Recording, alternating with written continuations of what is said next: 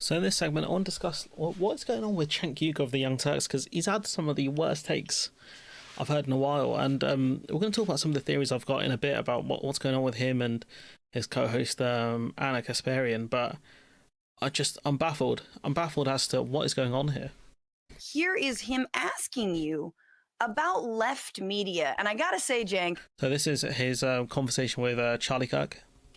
This one sucked real hard for me. The left has some work to do in developing over-the-top media to be able to bypass the main networks. Yeah, so we have TYT as a giant network, but we have a lot of great progressive and populist shows that are not part of TYT. That's in the left-wing ecosystem. I don't think that that's the issue. I don't think that there isn't enough shows. I think that there's a couple others. One, on the right, you guys do a great job of coalescing.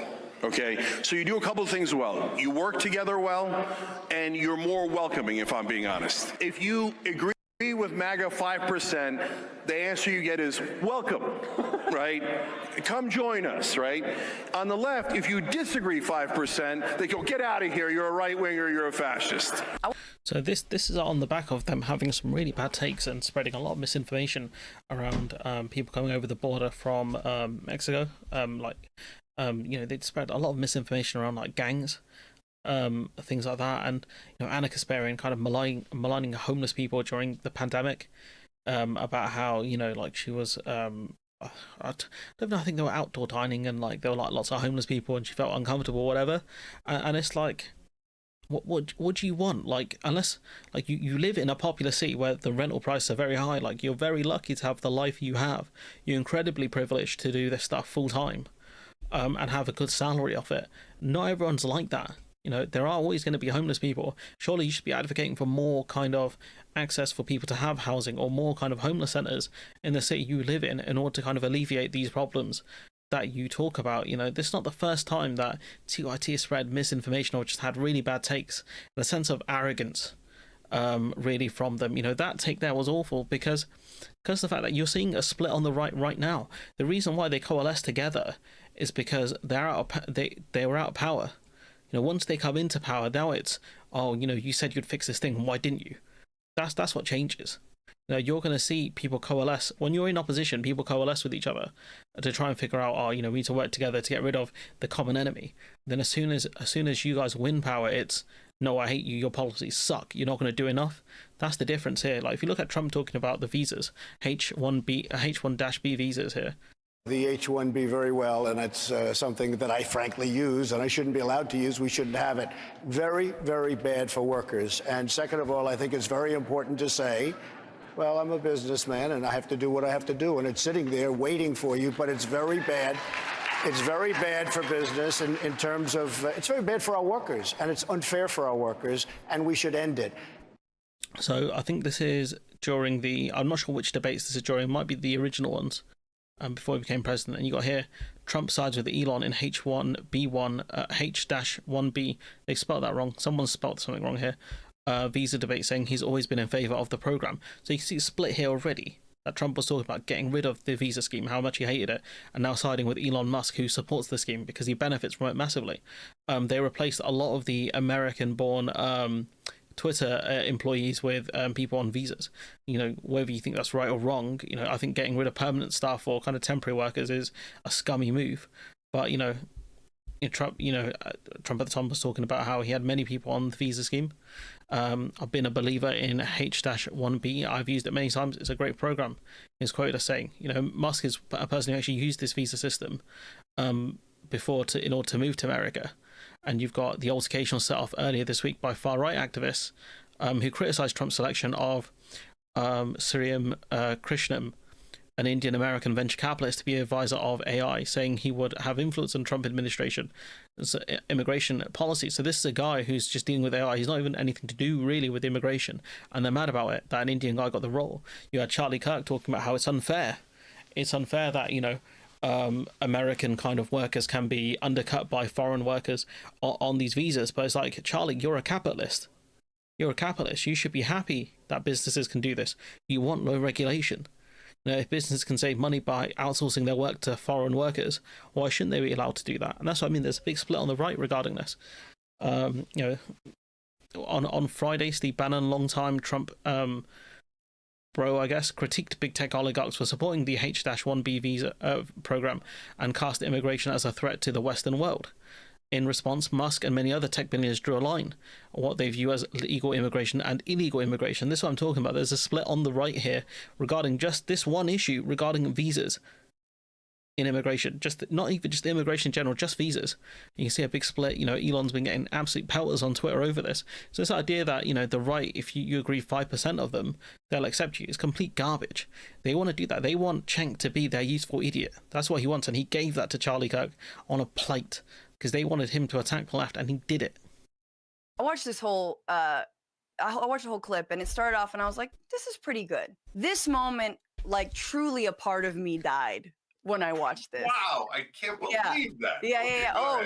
Super. Just like shriveled up and died, floated away into the ocean. He asks you about left-wing media and why there isn't more left-wing media, which already, as you are there, you know, in the sort of kingdom of turning points, that's such a dig. Like, why are you guys so weak is effectively what he's saying. And instead of pointing out the way that TPUSA has been bankrolled by Republican mega donors out of Chicago and many other places for years now, and talking about how the Daily Wire was funded by the fracking brothers, the Wilkes brothers. Now they're fishing for new, you know, investors, whatnot, but that there is so much money on the right. You had Tim Pool, who's funded by, you know, Russian money as well. Part of his operation's funded by Russian money. It's easy if you just got donors to bankroll you, billionaires who can chuck you, you know, a couple $100K. Easy clap. You can do it full time, talk absolute nonsense. He handed this answer to you on a fucking platter, and all you said was, you know what? You guys are really good at being welcoming. People just like you. Cenk, they've got all the money. I didn't say people just what are like you me. That's very talking different. about? That's effectively what you're good at coalescing. And here's my question to you about you work well with each other. So that's just number one on the media, because that just stings because I'm in media. But on the 5%, if you disagree with MAGA 5%, they still welcome you. How did that work out for Liz Cheney? Yeah. So look, is there a part of MAGA that'll push you out? Of course. That's what we know MAGA for. When do they push you out, Cenk? When do they push you out? Largely when you disagree with Trump. Exactly. So listen, when you disagree with Trump, which we're seeing Steve Bannon do now. This is the thing that it's the unspoken. I mean, he did it before. But this is what I mean, like, what Cenk is trying to argue, what he argued in front of TPUSA is ridiculous. I don't know what's going on with their channel. It seems really fragmented. Thing that you're never saying, that ultimately it's all hunky-dory. Elon can tweet back at you. Vivek can listen to you. But if you defy Donald Trump, the God Emperor, you're kicked out of the castle. And no one's defending Liz Cheney. Screw both their castle and the other castle. But Liz Cheney voted with Donald Trump 98% of the time. And just the 1% when she was like, hey, you know what? You can't do a coup on this country. And Adam Kinzinger, and they were gone. So miss me with this 5% BS, yo. Yeah, honestly, she cooked him. And there's another worse clip here where he's kind of going after Sam Seder, and I just don't get it. like Sam, for example, analogized me to a Nazi, but he's done 1,000 things. That's just one of them. And then when I go, hey, hold on. When I say cut that crap out, and they're like, oh, we're the victims. Oh, I just said you were a grifter and that you're lying to people and you're cheating people. And I said you might be a Nazi and you're definitely a right winger, but I'm the innocent one. I can't believe Cenk counterattacked after I punched him in the face 20 times. I can't believe. Now, I've seen some of Sam's criticisms on Cenk. Normally, they're very substance-based. If anything, I think Emma's criticised him a lot more, given that she used to work under the TYC umbrella. And yeah, I tried to figure out what's going on in the comments, and like someone did post a clip about it, and there wasn't much evidence of anything Cenk was saying here. You give him credit for that and work with him? Oh, yeah, of course. Of course. So, I mean, if Sam's going to vote to save the Social Security and not cut Social Security, I'm not the guy who says, I don't want his vote, right? I just don't have to go on his stupid show and agree with his stupid ideas. I mean, again, like, you know, Sam's a guy who they would probably agree with 95% of what the other person kind of believes in, and yet, you know, he's the guy being condescending now. He's the guy being mean and vindictive. he's doing the stuff he accused the left of being. You just, again, stupid. Again, these are words that you Randy, reserve. Okay, Why do you? Randy, if I called you a Nazi and I said you're a right winger and you're secretly Again, I'm gonna need a source on that. Gonna need a source. My source is that I made it the fuck up. Because I've never seen Sam say that, and I'm sure he would have posted his evidence. taking money from Pelosi and Charlie Kirk, then hey, and you said hey, and you got angry with me, wouldn't that be a rational reaction? I think there's been a conflation with. Reaction be, oh, I love Cenk. I love that he called me a Nazi. I can't This brother's deranged. wait to work with him. No, he's a freaking grifter. That's all he's ever done. He literally told me that he was trying to take Jimmy Dore's audience because Jimmy's was bigger. Good. So he wanted to. You remember what Jimmy Dore did to me? You remember the reason Jimmy Dore is. The reason Jimmy Dore was out the door was in part what he did to me, and It would be good if he took Jimmy Dore's audience, not by moving his position, by explaining why Jimmy Dore's wrong and they should be listening to Sam, which is what Sam Seder did. Like what Cenk is arguing here is mischaracterizing what Sam said. you and I talked about that at the time. It was when he had to finally face the fucking music and be That's like, right. hey, you cannot bully another not And employee what but a happened, contributor. Granny? I stood up for you, right? You did. Yeah, and so did Sam. It had to get bad, but you did. Oh, it had to get bad, but you did. She cooked him again, and I think this is what happens. Like, you know, some of their takes, TYC, you know, anyone's got bad takes or out of touch takes or whatever, right? It happens. It happens to the best of us.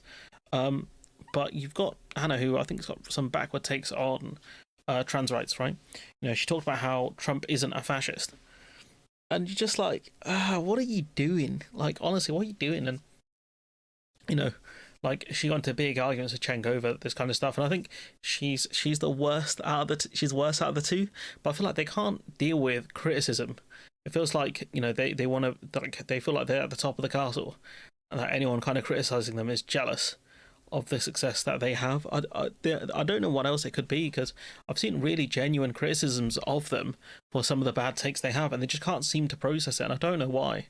But I think it's just a good kind of lesson to learn. Like, it doesn't matter how far you get in the space, like, you can always have bad takes and you always have things you can learn from, or you can choose to whine and cry about stuff and go kind of cry to the right wingers about problems that, you know, certain left wing people have apparently, and not actually argue and properly for kind of the space you exist in, which is what he did when he went on TPUSA. Because without that billionaire cash, if it was a straight dead heat, right, no algorithm boosts, you know, straight grassroots funding, they'd get cooked. They'd get absolutely cooked. Wouldn't even be a contest, honestly. But you know, they don't. It's the game. The game's the game, and this is the way it is. But to make the arguments he did is kind of embarrassing, and I don't know what the hell's going on over at TYT, but I guess the money and the power does change you. But anyways, I'm going to leave it there. Let me know what you think in the comments below. Like, comment, share, subscribe, support the channel on Patreon if you can, and hopefully I'll see you in the next one.